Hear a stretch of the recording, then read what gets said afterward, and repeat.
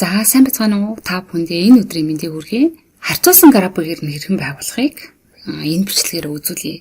За энд өгөгдсөн байгаа энэ өгөгдлүүдийг ашиглаад энэ графикийг байгуулъя. За график дээр яг юу байна вэ гэхээр сар болгоны зарлагыг харьцуулсан байна. Тэгээд сарын нийт үнийн дүн өссөн юм уу, буурсан юм уу гэдгийг бид нэр график дээрээс шууд харах боломжтой. Ийм байдлаар энэ графикийг байгуулъя. За тэгэхээр энэ жишээ болгоод ийм өгөгдөл өгсөн байна. Тэр графикаа байгуулъя. Excel дээр бол маш олон төрлийн график байгуулж болдог. Маш олон төрлийн графикын төрлүүд байгаа. За эндээс бид нэр өнөөдөр болохоор энэ багнан график тэгээд энэ line график гэдэг энэ хоёрыг ашиглаж ийм харьцуултын графикийг байгуулъя. Одоо бүгдээ эхлэе. Энд 3 бүтээгдэхүүний төрөл өгсөн байна тийм ээ. Тэгээд 4 сартаа. Тэгэхээр эхлээд энэ надаа бүтээгдэхүүний төрөл болон нийт үнийн дүнгээ ингээд тэмдэглэж чинь. Ингэж чаад гараас Alt F1 товчийг дараад графикийг дуудаж болно. Ингээд шууд график байгуулчихна шүү дээ. Эсвэл F гэхээр энэ товчтой энэ дээр нэг функционал төвчлөр гэж ярьдгийг F1, F2 тэрний F1 гэсэн товчтой дарах юм бол шууд автоматар график маань байгуулагдана шүү дээ. За одоо эсвэл ингэж болно.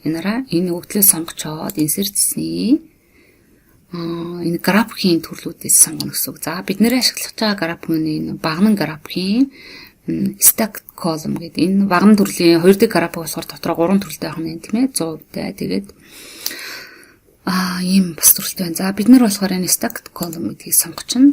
Column. За график маань ингээд байгуулагдчихлаа.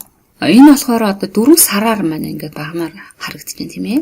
Тэгээ бид нар энэ бичгийн цаас маань сар дээр бичгийн цаас маань яг энэ график дээр хэр хэмжээтэй үнийн дүнтэй байгаа гэдгийг харагдчихэв тийм ээ. Одоо энэ цэнгэр өвөл бичгийн цаас сурах хүчиг нь болохоор энэ шараар тийм ээ.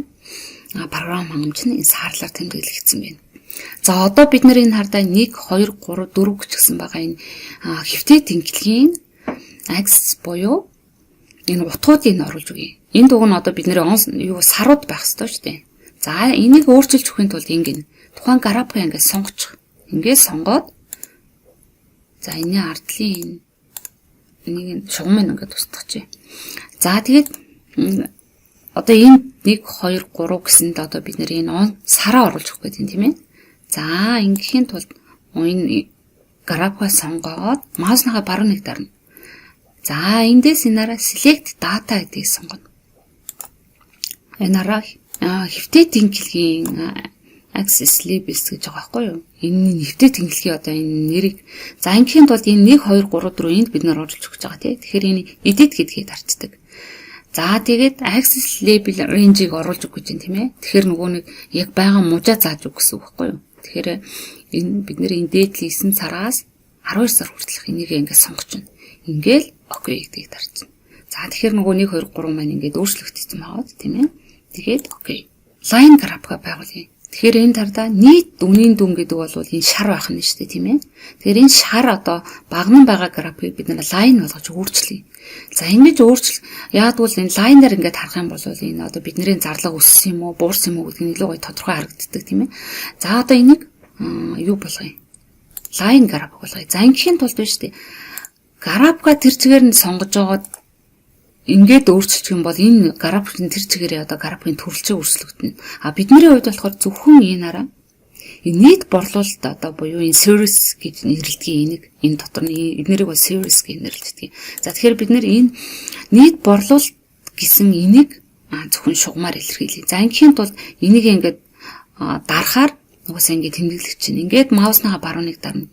За тэгэхээр энаараа change service chart type гэсэн юм сонголт гарч ирнэ. Энийг дарчна. За тэгэхээр энэ графикын төрөл өөрчлөх гэсэн юм цавх нэгдэж байна. Яг бичгийн цаас гэсний энэ одоо графикын төрлийг өөрчлөх юм уу, сургачгийг өөрчлөх юм уу гэдэг ингээд юм сонголтууд гарч ирдэг байхгүй юу? Эндээс бид нийт борлуулалтын дүн гэдгийг л лайнаар илэрхийлж байгаа учраас энэ нийт борлуулалтын дүнгийн ардлын энэ stacked column гэдгийг доошоо сундаг энэ жижигхэн сум дээр нь дарна. За эндээс тэгээ бид line сонгочихно. За ингээд эсвэл энэ ч гэж болно тийм ээ. За бид юуг нь авч идөө. Маркертай лайныг авчих. Ингээд үгүй. За одоо болохоор энээрээ бүтээгдэхүүний төрлүүд маань багны хэлбэрээр зарлагын төрлүүд байна. Ямар энэ одоо чинь програм хангалтыг зарцуулахад хэдэн төгрөг зарцуулсан ингээд энэ утгууд маань энэ багны хэлбэрээр хаана нийт үнийн дүн байна. Лайн хэлбэрээр ингээд илэрхийлэгдчихлээ. За одоо энэ дээр энэ утгуудыг гаргаж өгье. Одоо тоо утгуудыг гаргаа тийм ээ энэ шиг. За ингийн тулд энийг ингээд хоёр дарчих. Одоо графикн дээр хоёр дарчихна шүү дээ. Тэгэхээр энэ хардаа энэ дизайн гэдэг чинь ингээд сонгогдоод энэ хамгийн зүүн дээд буланд нь add chart element гэж байгаа. За элементүүдийг нэмж гаргах графикн дээр.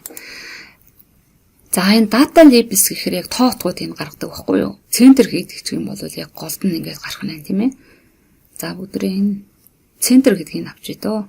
Хэрвээ утгуудыг гаргахгүй бол энэ нүүн гэдгийг дарчих нь тийм. За ингээд утгууд маань гарчлаа.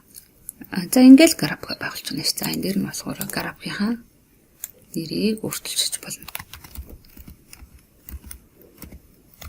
Хэдэн төгрөгийн бараа бүтээгдэхүүн аваад хэдэн төгрөгийн зарлаг гаргасан гэдгийг ингээд графикаар харж байгаа юм бол амар аваад. За тэгээд мөн одоо хэрвээ одоо энэ програм хангамж гэдэг юм уу лайн графикаар илэрхийлэх бол мөн түрүүний хатаа ажиллах тийм ээ. Зөвхөн програм хангамж гэсэн сервисээ сонгоод change service type гээл эндээсээ ямар графикаар илэрхийлэх лайн. Чам бол ийм болчих нь шүү дээ тий. За нэг төрлийн юм график байгуулж үзлээ. За тэгээд энэ маш олон төрлийн график бол байгуулж болдог шүү гэсэн. Тэр энэ бол зүгээр л нэг жишээ шүү. Тэгээд энэ Excel-ийн хичээл та бүхэнд үнэхээр хэрэг болж байвал бусад одоо хүмүүстэй шеэрлээрээ. Бас хүмүүст хэрэг болж магадгүй тийм ээ. За баяртай.